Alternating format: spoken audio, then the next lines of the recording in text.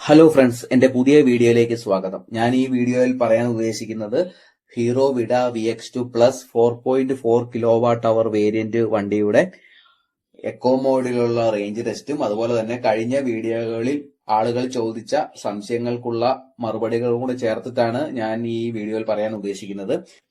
ആദ്യം നമുക്ക് back wheel നോക്കാം. ബാക്ക് വീൽ കണക്ട് ചെയ്തിരിക്കുന്നത് ഒരു PMSM സിങ്ങാം ടൈപ്പ് മോട്ടറാണ്. സിങ്ങാം മോട്ടർ ആയതുകൊണ്ട് അതിന്റെ ഷാഫ്റ്റിലേക്ക് ഡയറക്റ്റ് ഈ വീല് കണക്ട് ചെയ്തിരിക്കുകയാണ്. അതുകൊണ്ട് ടയർ മാറാൻ ഈ കാണുന്ന നട്ട് അഴിച്ചിട്ട് ഈസി ആയിട്ട് നമുക്ക് ടയർ ചേഞ്ച് ചെയ്യാം. അതുപോലെ തന്നെ ബെൽറ്റോ ചെയിനോ അല്ലാത്തത് കൊണ്ട് നമുക്ക് മെയിൻ്റെനൻസ് ഭയങ്കര കുറവാണ്. അത് നമുക്ക് ഭയങ്കര ഉപകാരമുള്ള സംഭവമാണ്. ഇനി നമുക്ക് വണ്ടി ഓൺ ചെയ്തിട്ട് നോക്കാം. നിങ്ങൾ ഈ കാണുന്നത് അതിന്റെ മാനുവൽ കീ ആണ്. മാനുവൽ കീ നമുക്ക് ഓൺ ചെയ്തിട്ട് നോക്കാം. മാനുവൽ കീ നമ്മൾ ഓൺ ചെയ്തു. ഓൺ ചെയ്ത് കഴിയുമ്പോഴേക്കും ഡിസ്പ്ലേയിൽ വിഡയുടെ ലോഗോ തെളിഞ്ഞു വരുന്നതാണ്. അപ്പോൾ നിങ്ങൾക്ക് കാണാൻ സാധിക്കും 100 എന്ന് പറഞ്ഞ് രണ്ട് സൈഡിൽ കാണുന്നത് അത് രണ്ട് ബാറ്ററിയുടെയും ചാർജ് ആണ്. അത് നമ്മൾ 100% സെറ്റ് ചെയ്തിരിക്കുകയാണ്. എക്കോ മോഡിൽ 139 കിലോമീറ്റർ ഓടുമെന്നാണ് കാണിക്കുന്നത്. ഇനി നമുക്ക് വണ്ടി സ്റ്റാർട്ട് ചെയ്തിട്ട് നോക്കാം. ബ്രേക്ക് പിടിച്ചു, സ്റ്റാർട്ട് ബട്ടൺ നമ്മൾ അമർത്തി. അപ്പോഴത്തേക്കും മോട്ടോർ ഓൺ എന്ന് കാണിച്ച് 0 സ്പീഡ് എന്ന് കാണിക്കുന്നുണ്ട്. ഓഡോമീറ്റർ റീഡിംഗ് കാണിക്കുന്നത് 1033 കിലോമീറ്റർ ആണ്. എക്കോ മോഡിൽ 139 കിലോമീറ്റർ ഓടുമെന്നാണ് കാണിക്കുന്നത്. മോഡ് മാറ്റി റൈഡ് മോഡ് ആക്കിയപ്പോഴത്തേക്കും 99 കിലോമീറ്റർ ഓടുമെന്നാണ് കാണിക്കുന്നത്. ഇനി നമുക്ക് സ്പോർട്ട് മോഡ് ആക്കി നോക്കാം. സ്പോർട്ട് മോഡിൽ 90 കിലോമീറ്റർ ഓടുമെന്നാണ് കാണിക്കുന്നത്. പക്ഷെ ഈ റേഞ്ച് ടെസ്റ്റ് നമ്മൾ ചെയ്യുന്നത് എക്കോ മോഡിലാണ്. അതുകൊണ്ട് നമുക്ക് മോഡ് എക്കോ ആക്കാം. എക്കോ മോഡ് ആക്കിയിട്ട് നമുക്ക് ഈ ടെസ്റ്റ് ചെയ്ത് നോക്കാവുന്നതാണ്. പിന്നെ ഈ വണ്ടിയെപ്പറ്റി എന്റെ 4ാമത്തെ വീഡിയോ ആണ്. അതുകൊണ്ട് ആ വീഡിയോകളിൽ പറയാത്ത ഫീച്ചേഴ്സും കാര്യങ്ങളുമാണ് ഞാൻ ഈ വീഡിയോയിൽ ഉൾപ്പെടുത്താൻ ശ്രമിക്കുന്നത്. അതുകൊണ്ട് നിങ്ങൾ എല്ലാവരും ആ വീഡിയോ കണ്ടതിന് ശേഷം ഇത് കാണുന്നതായിരിക്കും ബെറ്റർ. എന്റെ വീഡിയോ മുഴുവനായിട്ട് കാണുക. കാരണം ഇത് കേവലം ഒരു റേഞ്ച് ടെസ്റ്റ് മാത്രമല്ല, എനിക്ക് അറിയാവുന്ന കാര്യങ്ങളും കൂടി ഇൻക്ലൂഡ് ചെയ്തിട്ടുള്ള ഒരു വീഡിയോ ആണിത്. നമുക്കിനി വണ്ടി ഓടിച്ചുകൊണ്ട് സംസാരിക്കാം. ഈ റേഞ്ച് ടെസ്റ്റ് ചെയ്യുന്ന എന്റെ വെയിറ്റ് വരുന്നത് 68 കിലോയാണ്.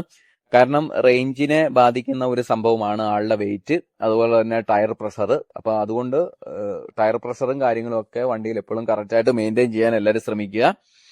പിന്നെ കഴിഞ്ഞ വീഡിയോകളിൽ ഏറ്റവും കൂടുതൽ ആൾക്കാർ ചോദിച്ച കമന്റുകൾക്കുള്ള മറുപടികളും കൂടെ ചേർത്തിട്ട് ഉള്ള രീതിയിലാണ് ഞാൻ ഈ വീഡിയോ ചെയ്യുന്നത്. ആദ്യം നമുക്ക് ഇതിന്റെ ഒരു ഫാസ്റ്റ് ചാർജിങ് സെറ്റപ്പ് എന്താണെന്ന് നോക്കാം. ഈ പുറത്തുള്ള വിഡയുടെ ഗ്രിഡിൽ നിന്നും ഏതർ ഗ്രിഡിൽ നിന്നും നമുക്ക് ഫാസ്റ്റ് ചാർജ് ചെയ്യാം. അത് 0 to 80% വരെ ഫാസ്റ്റ് ചാർജ് ചെയ്യുന്നതിന് ഏകദേശം 65 മിനിറ്റ് എടുക്കും. നിലവില് ഫാസ്റ്റ് ചാർജിങ് ഇപ്പോൾ ഫ്രീ അല്ല, പേയ്മെന്റ് ആയിട്ടുണ്ട്. ഇപ്പോൾ ഏകദേശം ഒരു യൂണിറ്റിന് വരുന്നത് 28 രൂപയാണ്. അതുപോലെ തന്നെ വിഡയിൽ ഫാസ്റ്റ് ചാർജിങ് സപ്പോർട്ട് ചെയ്യുന്ന പ്രൈവറ്റ് ചാർജിങ് സ്റ്റേഷൻസിൽ റേറ്റ് വ്യത്യാസമാണ്. ഒരു യൂണിറ്റിന് ഏകദേശം ഒരു 25 രൂപ മുതൽ 40 രൂപ വരെയൊക്കെ ആൾക്കാർ മേടിക്കുന്നുണ്ട്. അപ്പൊ അതും കൂടി മനസ്സിൽ കരുതിയിട്ട് വേണം. ഫാസ്റ്റ് ചാർജിങ് ഓപ്ഷൻ ഉണ്ട് എന്ന് കരുതി ആൾക്കാർ വണ്ടി എടുക്കുമ്പോൾ ശ്രദ്ധിക്കേണ്ട ഒരു സംഭവം അതാണ്. പിന്നെ വണ്ടിയുടെ മൊബൈൽ ആപ്പ് മൈ വിഡ എന്ന് പറഞ്ഞൊരു ആപ്പാണ്. അത് മുന്നേ ഉള്ള മോഡലുകളിൽ ആ ആപ്പ് യൂസിംഗ് ഒക്കെ ഫ്രീ ആയിരുന്നു. ഇപ്പൊ നിലവിൽ അത് പേയ്മെന്റ് ആക്കിയിട്ടുണ്ട്. അപ്പം ഒരു വർഷത്തെ സബ്സ്ക്രിപ്ഷൻ പ്ലാൻ കമ്പനി പറയുന്നത് 999 രൂപ പ്ലസ് GST ആണ്. അതും 1 ഇയറിനാണ്. 10x10 നാവിഗേഷൻ പോലുള്ള ഫീച്ചേഴ്സുകൾ യൂസ് ചെയ്യണമെങ്കിൽ ആ സബ്സ്ക്രിപ്ഷൻ പ്ലാൻ എടുത്തെങ്കിൽ മാത്രമേ സാധിക്കുകയുള്ളൂ. അങ്ങനെ നമ്മുടെ വണ്ടിയുടെ 10% ചാർജ് കഴിഞ്ഞിരിക്കുകയാണ്. ഇനി ബാക്കിയുള്ളത് 90% ചാർജ് ആണ്. ഇപ്പോൾ നമുക്ക് കിട്ടിയിരിക്കുന്നത് 19.1 കിലോമീറ്റർ ആണ്. നിലവിലെ ഓഡോമീറ്റർ റീഡിംഗ് കാണിക്കുന്നത് 1052 കിലോമീറ്റർ ആണ്. എക്കോ മോഡിലുള്ള റേഞ്ച് ടെസ്റ്റ് ആയതുകൊണ്ട് നമുക്ക് മാക്സിമം പോകാൻ പറ്റുന്ന സ്പീഡ് 45 കിലോമീറ്റർ പെർ അവർ ആണ്. അതിനപ്പുറത്തേക്ക് സ്പീഡിൽ പോകണമെങ്കിൽ നമ്മൾ അടുത്ത മോഡിലേക്ക് മാറ്റിയാൽ മാത്രമേ സാധിക്കുകയുള്ളൂ. പിന്നെ വണ്ടിയുടെ സസ്പെൻഷനെ പറ്റി പറയുകയാണെങ്കിൽ അത്യാവശ്യം കുഴപ്പമില്ലാത്ത സസ്പെൻഷൻ ആണ്. എന്നാലും ഹൈ എൻഡ് ലെവൽ അല്ല. ഒരു നോർമൽ പെട്രോൾ സ്കൂട്ടറിലുള്ള സസ്പെൻഷൻ ഈ വണ്ടി നമുക്ക് തരുന്നുണ്ട്. പിന്നെ ഒരു ബാറ്ററി നമുക്ക് ചാർജിങ്ങിന് ഇട്ടിട്ട് മറ്റേ ബാറ്ററി വണ്ടിയിൽ വെച്ചുകൊണ്ട് നമുക്ക് യാത്ര ചെയ്യാൻ സാധിക്കുന്നതാണ്. അങ്ങനെ 25% നമ്മൾ ചാർജ് യൂസ് ചെയ്ത് കഴിഞ്ഞു. നമുക്ക് കിട്ടിയിരിക്കുന്ന റേഞ്ച് 39.4 കിലോമീറ്റർ ആണ്. ഓഡോമീറ്റർ റീഡിംഗ് കാണിക്കുന്നത് 1072 കിലോമീറ്റർ ആണ്. ഇനിയിപ്പോൾ ചാർജ് ബാക്കിയുള്ളത് 75%. 104 കിലോമീറ്ററും കൂടി ഓടുമെന്നാണ് കാണിക്കുന്നത്. നിലവിൽ ഈ വണ്ടിയുടെ ഫസ്റ്റ് സർവീസ് കഴിഞ്ഞു. 1000 കിലോമീറ്ററിലായിരുന്നു. അത് ഫ്രീ സർവീസ് ആയിരുന്നു. ബാക്കി സർവീസുകൾ വരുന്നത് 7500 കിലോമീറ്റർ, 15000 കിലോമീറ്റർ. അത് കഴിഞ്ഞാൽ പിന്നെ പെയ്ഡ് സർവീസുകളാണ്. അത് എവരി 15000 കിലോമീറ്ററിന് ശേഷമാണ് ചെയ്യേണ്ടത്. പിന്നെ സർവീസ് എക്സ്പീരിയൻസ് എങ്ങനെയുണ്ടെന്ന് ചോദിച്ചു കഴിഞ്ഞാൽ, രാവിലെ വണ്ടി സർവീസിന് കൊടുത്തിട്ട് വൈകുന്നേരമാണ് സർവീസ് കഴിഞ്ഞ് വണ്ടി നമുക്ക് കിട്ടിയത്. പിന്നെ സർവീസ് ക്വാളിറ്റി പക്ക ആണെന്നൊന്നും പറയുന്നില്ല. പിന്നെ ഹീറോ മോട്ടോ കോർപ്പ് പോലുള്ള ഒരു ബ്രാൻഡിന്റെ വണ്ടി ആയതുകൊണ്ട് നമുക്ക് സർവീസ് സെന്ററുകൾ പല ഓപ്ഷൻസിൽ അവൈലബിൾ ആണ്. അതൊരു നല്ല കാര്യമാണ്. നിങ്ങൾ ഒരു ഇലക്ട്രിക് വാഹനം തിരഞ്ഞെടുക്കുമ്പോൾ അടുത്ത് സർവീസ് കിട്ടുന്ന വണ്ടികൾ എടുക്കുന്നതായിരിക്കും ബെറ്റർ. കാരണം വണ്ടിയുടെ വാറന്റി റിലേറ്റഡ് ആയിട്ടുള്ള കാര്യങ്ങൾക്കും അതുപോലെ തന്നെ സ്പെയർ പാർട്സ് അവൈലബിലിറ്റി പോലുള്ള കാര്യങ്ങൾക്കും എപ്പോഴും നമ്മൾ സർവീസ് സെന്ററുകളുമായിട്ട് ബന്ധപ്പെട്ടിട്ടാണ് ഇരിക്കുന്നത്. പെട്രോൾ വണ്ടി ആകുമ്പോൾ നമുക്ക് പുറത്തൊക്കെ സർവീസുകൾ ചെയ്യാൻ സാധിക്കും. ഇതങ്ങനെ ചെയ്യാൻ സാധിക്കുകയില്ല.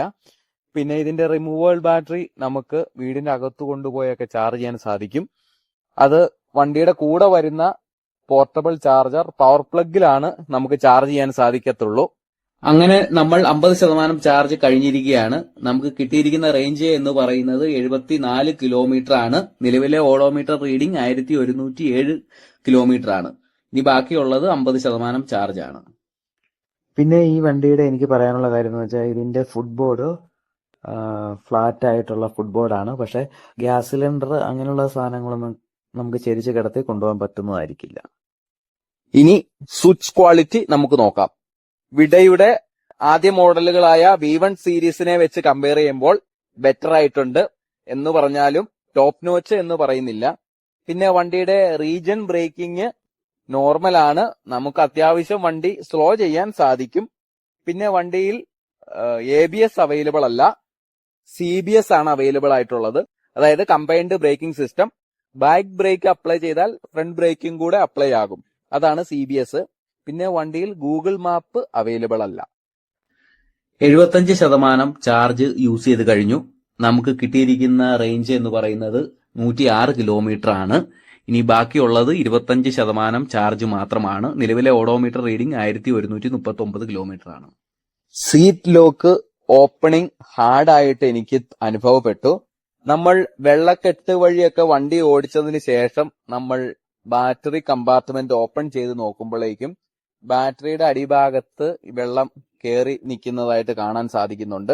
അപ്പോൾ നമ്മൾ ബാറ്ററി പുറത്തെടുത്തിട്ട് വണ്ടിയുടെ ബാറ്ററി കമ്പാർട്ട്മെന്റ് തുടച്ചു വെക്കുന്നത് നല്ലതായിരിക്കും.